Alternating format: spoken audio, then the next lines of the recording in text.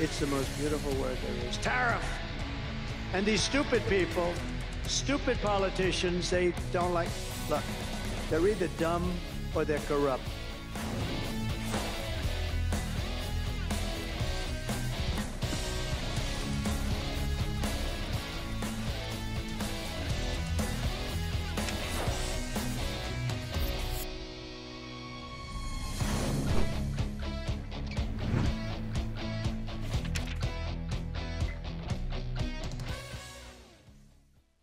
최신 경제 소식을 빠르고 친절하게 전해드립니다. 스타트 경제, 오늘은 이윤수 서강대학교 경제학부 교수와 함께하겠습니다. 교수님 어서 오십시오. 네, 안녕하십니까.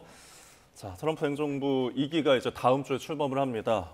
아무래도 우리 산업이나 기업들, 종사하고 있는 여러 분야에서 굉장히 고심이 깊고 관심이 높은 상황인데 특히 지금 자동차 업종을 둘러싸고 여러 리스크들이 언급되고 있는 것 같더라고요. 예, 최근 그 자동차 업종을 둘러싸고 언급되고 있는 가장 큰 이유는 이산 원화값이 급락했다는 것에 대한 우려가 있습니다. 사실 보통 수출 업종과 같은 경우는 원화값이 하락이 되면은 가격 경쟁력이 높아지기 때문에 굉장히 유리하다라고 판단을 하는데요. 근데 이번 같은 경우는 지난해 4분기에 계엄과 탄핵 리스크로 환율이 너무 빠르게 올랐다는 데 있죠. 특히 그 판매 보증 충당 부채라는 좀 말이 어려운데요. 그게 있습니다. 이건 자동차 회사가 미래에 발생할 수 있는 무상수리라든가 리콜, 애프터 서비스 같은 것들을 대비해서 설정해 둬야 되는 건데 이건 아무래도 현대자동차가 수출 기업이다 보니까 달러로 부채가 상정되어 있는 경우가 많습니다. 그래서 특히 90% 정도가 달러 적립으로 알려져 있기 때문에 이게 환율 변동에 민감하고 결과적으로 부채가 늘어나는 게 수익성에 악영향을 미쳤다라고 보고 있는 것 같습니다. 그리고 그뿐만 아니라 이제 전기차 캐즘이라든가 이런 이유로 이제 수요가 정체되고 있고 트럼프가 얘기한 보편 관세 제도로 이제 트럼프가 들어온 이후에 관세가 얼마만큼 오르냐에 따라서 자동차 업계에게는 조금 어려운 앞날이 좀 남아있지 않을까라는 우려가 증가하고 있습니다. 네, 지금 현대차가 트럼프 취임식에 거액의 기부를 했더라고요. 또 지금 현대차가 미 대통령 취임식 행사에 기부를 한 건 굉장히 이례적, 처음이라고 하는데 돈을 낸 만큼 성과도 있어야 되지 않겠습니까? 또 정의선 회장과 트럼프가 만날지 이 만남에도 관심이 굉장히 많이 모였었는데 취임식에 참석을 하지는 않는다고 하네요. 예, 저도 말씀하신 대로 현대자동차가 미국 대통령의 취임식에 기부를 하는 거는 처음인 것으로 알고 있고요. 100만 달러를 기부할 경우에는 취임식에도 참석할 수 있지만 아마도 부통령 당선인이나 트럼프 당선인 부부와의 만찬 같은 데 참석을 할 수 있는 것으로 알고 있습니다. 이거는 방금 말씀드렸듯이 트럼프 행정부 이후에 모든 수입품의 최대 20%의 보편적 관세를 부과하겠다고 공약한 것과 같은 앞으로의 불확실성에 대해서 대비하기 위한 어떤 전략적 판단이라고 생각을 하고 있는데요.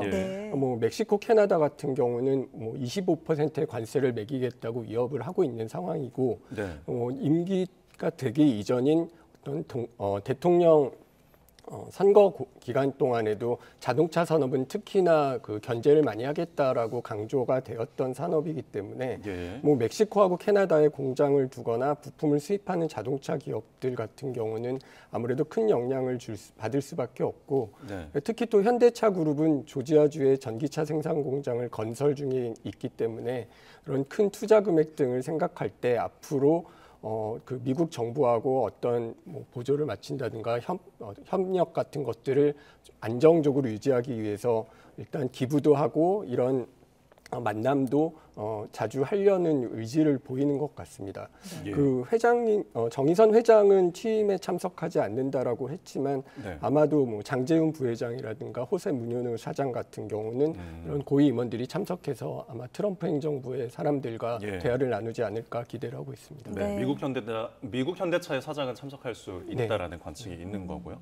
어쨌든 지금 이 기부를 하는 것들이 다른 기업들도 앞서서 무슨 GM이나 토요타 등도 굉장히 하다 보니까 부품 맞추기로 좀 보이는데 일단 2기 트럼프의 고민이 지금 저희가 자동차, 비단 현대차의 이야기를 하긴 했지만 그뿐만이 아니라 이제 올해 전체적인 우리나라의 어떤 수출 전망에 대해서 이야기를 또 미리 물어보니까 지난해보다 또 더 어둡다는 전망까지 나오고 있거든요. 아무래도 이게 관세 부담 때문인 것 같은데 어떤 해법으로 좀 풀어나갈 수가 있을까요? 네, 말씀하신 대로 뭐 관세 같은 게 들어오면 당연히 이제 수출은 어려워질 거고요. 네. 그래서 2025년 수출 성장률이 1.5%에서 2.2% 수준으로 예상을 하고 있다고 합니다. 예. 이거는 작년에 8.2%에서 8.4% 성장을 했던 것에 비하면 굉장히 많이 둔화된 수치고요. 아무래도 수입품에 관세가 들어오게 되면은 우리나라 수출 품목에 큰 영향을 미칠 거고요. 특히 자동차 수출은 2.7%가 감소가 예상되고 반도체도 한 8.5% 정도밖에 성장이 안 될 것으로 전망이 되고 있습니다. 네. 그러면 일단 트럼프가 이렇게 나오는 것 중에 가장 큰 이유는 모든 것을 미국에서 다시 생산하겠다, 미국에서 생산을 하겠다라는 네. 거고, 그래서 우리 기업이 어떻게 살아나갈 수 있는 방법 중에 하나는 현지화 전략을 강화해서 미국 내 생산 기지를 확대함으로써 관세를 피하고 현지에서 일자리를 창출하는 기업이라는 이미지를 강하게 가지고 갈 전략이 높다라고 생각을 합니다. 네. 그리고 아무래도 관세가 부과된 그 제품을 부품으로 쓰면 어렵게 되니까 부품 예. 조달도 현지화를 해서 메이드 인 US의 비중을 높이는 전략을 가지고 갈 거고요. 이렇게 하기 위해서는 뭐 정부하고 기업의 협력이 굉장히 중요할 것 같습니다. 네. 이미 그 정부가 대행 체제에서도 범부처 태스크포스를 구성해서 어떤 트럼프가 관심을 보이는 분야에 대해서 패키지를 준비하는 것으로 알고 있는데요. 예. 뭐 관세를 예외하는 항목에 이제 우리나라 품목들을 요청한다든지 뭐 이런 것들에 대해서 협의를 펴나가고 우리가 어떤 미국과의 공조를 통해서 기업들이 영향을 크게 받지 않는 전략들을 가지고 갈 수 있을 것으로 기대를 하고 있습니다. 예. 근데 가장 중요한 것은 관세가 올라가더라도 어떤 수출의 타격을 받지 않는 기술 경쟁력을 통해서 상품의 경쟁력을 키우는 게 중요하지 않을까라고 생각하고 있습니다. 네, 긴밀한 소통의 중요성을 강조해 주셨습니다. 저희가 어려운 경제 얘기를 하고 있지만 옆에 있는 물도 드시면서 조금 편하게 예. 네, 답변해 주시면 좋을 것 같습니다. 주제를 좀 바꿔서요. 지난주에 폐막을 한 세계 최대 IT 가전 전시회 CES 이야기를 좀 해볼까 합니다. 가장 눈에 띄는 점이 이제는 우리 세상에, 우리 일상에서 AI 없이는 살 수 없는 세상이 됐다. 이런 점이더라고요. 네, 이게 AI가 사실은 예전에는 뭐 미래의 일이다라고만 생각을 했는데 네. 챗GPT가 들어온 뒤에 굉장히 우리 생활에 가까워진 측면이 있습니다. 근데 이게 기술적인 큰 흐름이라는 것은 우리가 알고 있었는데 그럼 네. 이게 우리 일상생활과 어떻게 연결이 될 것인가에 대해서는 아직 뭐 불확실한 부분들이 굉장히 많이 남아 있었는데요. 이런 것들이 이번 CES에서는 아무래도 소비자 가전 제품이다 보니까 AI가 직접적으로 활용된다라는 것을 강조하는 내용들이 굉장히 많이 나왔습니다. 예를 들어서 엔비디아의 젠슨 황 같은 경우는 기업들이 AI 에이전트를 통해서 업무를 하는 것들을 가시적으로 보여주는 블루프린트를 공유했는데요. 뭐 에이전틱 AI라고 얘기를 하고 있습니다. 이거는 단일 AI 모델이 아니라 여러 개의 AI 에이전트를 관리하고 조율하는 좀 복잡한 시스템인데 기업 환경에서 신뢰할 수 있는 AI 시스템을 개발하는 중요한 요소고요. 그리고 이 인간과의 관계에 대해서 대화만 하는 게 아니라 실제로 인간이 하는 일을 대체하는 어떤 휴머노이드 로봇에 대한 관심도 굉장히 많이 들어갔습니다. 네. 그래서 뭐 예로 미국 같은 경우 잔디 깎는 일 굉장히 험한 일이라고 생각을 그렇죠. 하는데 네. 잔디 깎는 일을 하는 로봇 같은 것들이 이번에 도입이 돼서 보여졌는데요. 이게 아주 정교한 것을 하는 데에는 시간이 좀 걸리겠지만 좀 바깥 일이라든가 좀 어느 정도 거친 일들은 이제 로봇이 대체하는 것이 이제 가까운 미래에 가능하지 않을까라는 것들이 이제 가시적으로 눈에 들어온 것 같습니다. 네. 예, 아까 언급하신 것처럼 뭐 AI나 휴머노이드에 대한 뭐 기술들을 굉장히 이제 목도할 수 있었던 부분이었는데 로봇 기술도 굉장히 발전한 것들을 또 저희가 볼 수 있었는데 특히 지금 중국의 기술력이 이 정도였나 하는 놀라운 점들이 있더라고요. 예, 사실 그 이번 CES가 굉장히 큰 규모인 건 맞는데요. 중국이 1,300개 이상의 기업이 참가해서 미국 다음에 두 번째로 큰 규모의 참가국이 되었습니다. 예. 그래서 뭐 TCL이라든가 BOE 등 뭐 최첨단 디스플레이 기술을 가진 기업뿐만 아니라 뭐 AI 로봇 전기차, 스마트 안경 등 여러 가지 다양한 품목들을 중국에서 보여줬는데요. 예. 가장 눈에 띄는 특징은 기술력하고 가성비가 조화된 것을 보여줬다라고 이제 할 수 있을 것 같습니다. 사실 중국 기업들이 어떤 중국 정부의 보조금에 힘입어서 기술 개발도 많이 하고 어떤 기술 혁신 속도도 굉장히 빠르게 올라가고 있습니다. 중국 제조 2025라는 정책에서 이제 뭐 전기차 및 신에너지 차량 개발에 주력한 결과라고 생각이 되는데요. 네. 중국 자주 브랜드를 위해서 뭐 에너지 절약이라든가 신에너지, 자동차 발전 계획을 이제 세워서 중국이 점점 발전을 해가고 있는데 네. 이런 저탄소화, 전동화, 지능화 등을 목표로 하고 있지만 궁극적으로는 이런 중국 자주 브랜드를 어떤 세계 시장에 좀 더 도약시키려는 일을 하고 있는 거고요. 네. 이런 전략을 통해서 친환경 자동차, 특히 전기 자동차를 통해서 이제 세계 시장을 선도하겠다라는 모습이 점점 가시화되고 있고, 그러면 우리에게 어떤 굉장히 강력한 경쟁 산업이 중국과 어떤 경쟁이 되고 있지 않는가라는 우려가 지금 제기되고 있는데요. 네. 뭐 중국 전기차 산업 융성에 따라서 이런 기술 발전을 하듯이 우리도 어떤 뭐 R&D 같은 것들을 더 키우고 전략적으로 자동차 산업의 경쟁력을 더 키워야 되지 않을까라는 생각을 하고 있습니다. 네. 지금 AI 반도체 시장의 진출 여부에 따라서 산업계에서도 희비가 좀 엇갈리고 있더라고요. 대표적인 예로 이제 삼성과 SK 하이닉스 일테죠. 네, 삼성전자 같은 경우는 지난 1년 동안 시가총액이 156조 원 이상 감소를 했습니다. 반면에 SK하이닉스는 같은 기간 시가총액이 21조 원 증가를 했거든요. 말씀하신 대로 AI 반도체 시장에서의 경쟁력 차이라고 생각을 할 수 있고요. 특히 SK하이닉스 같은 경우는 HBM 시장을 선점한 반면에 네. 삼성전자에서는 여기에 대한 대응이 좀 지연됐다라는 지적을 시장에서는 하고 있습니다. 네. 이처럼 글로벌 AI 반도체 시장이 급성장하고 있는 상황에서는 뭐 엔비디아나 빅테크 기업들이 자체 AI 개발을 하는 추세에서 우리의 어떤 현황이 이렇게 만만치만은 않을 것 같은데요. 그럼에도 불구하고 이런 경쟁이 심화하는 가운데 우리 기업이 기술력 확보를 하고 또 시장 대응을 중요성을 느끼고 이에 대한 대응을 하고 있기 때문에 어떤 기업 가치 변동성이 이런 기술 혁신과 시장 대응 속도가 어떻게 달라지는가, 그리고 국내 반도체 산업에서의 경쟁력에 따라서 앞으로도 굉장히 흥미진진한 어떤 변화를 볼 수 있지 않을까 생각합니다. 네. 자, 저희가 또 이제 다음 소식 짚어보겠는데 지금 설이 다가오고 있습니다. 아무래도 이 설 명절 세려면은 성수품 준비하느라 우리 뭐 국민 여러분들 바쁘실 텐데 물가가 지금 가정에서는 좀 걱정이거든요. 그래서 정부가 좀 비축 농산물을 좀 풀려는 계획을 갖고 있다고요? 네, 이게 아무래도 농산품이라는 게 그 공급이 좀 왔다 갔다 할 수 네. 있고요. 특히 뭐 기후라든가 어떤 계절적인 변동성에 의해서 영향을 많이 받는 품목입니다. 특히 설이나 추석과 같은 명절에는 수요가 갑자기 올라가기 때문에 이런 가격 변동성이 더 커지는데요.